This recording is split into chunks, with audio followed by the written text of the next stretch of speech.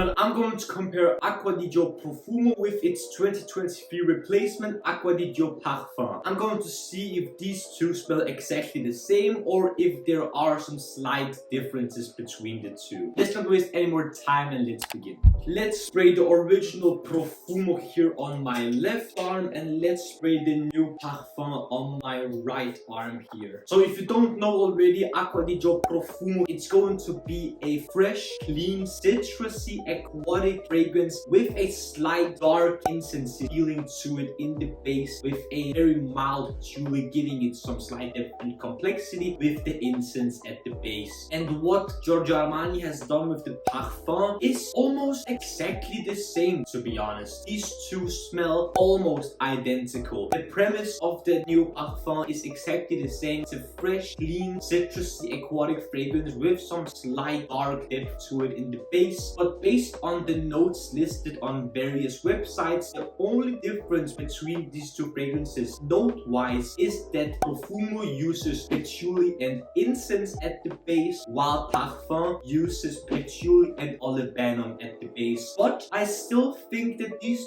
two smell almost the same. The only differences that I pick up on the two fragrances here is that Profumo smells just a little bit denser, thicker, and slightly stronger. But I think that Parfum smells just a little bit more metallic. But other than these two very minor differences, these two smell almost exactly the same. Let's move over to performance and longevity. Profumo lasts between 8 to 10 hours on my skin, and so does Acqua Di Gio Parfum. I've tested this out various of times. Before I got this 15 ml bottle, I've used sample after sample after sample, but the boring answer is going to be that these two, on my skin at least, last exactly the same amount of hours. Let's move over to projection and sillage next, and I'm once again going to give you the boring answer. These two project almost exactly the same. Projection is around half a meter in the first hour of wearing with a nice scent bubble around yourself, and sillage is not the best in the world, but very few times some people might get a mild whiff of what you're wearing, and the complement factor of the two fragrances is fairly high. The very minor difference is that Profumo has just a little more dense scent bubble in the first half an hour to an hour or so. Meanwhile, Parfum's scent bubble that I get is not as strong, but is very similar. So once again, these two go head to head with each other. So I'm going to give you my final opinions and ratings of the two fragrances